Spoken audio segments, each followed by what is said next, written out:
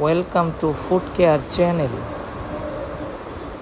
আজকে একটি পাস্তার short video দিতে যাচ্ছি।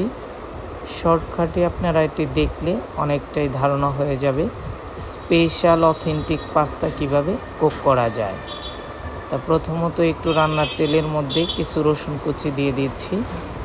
রসুন কুচিটার সাথে পাস্তা দিয়ে দিলাম এবং সাথে হাফ কাপ দুধ দিয়ে দিয়েছি।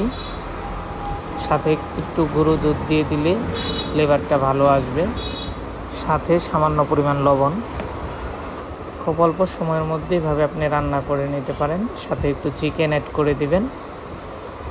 চিকেনটা একটু ভালো করে রান্না করে নেবেন। চিকেনটা আগে থেকে হাফ কুক করা থাকবে। খুবই অল্প সময়ের মধ্যে টেস্টি একটি ডিশ আপনারা রেডি করে নিতে পারেন। সবাইকে অসংখ্য ধন্যবাদ ভিডিওটি দেখার জন্য।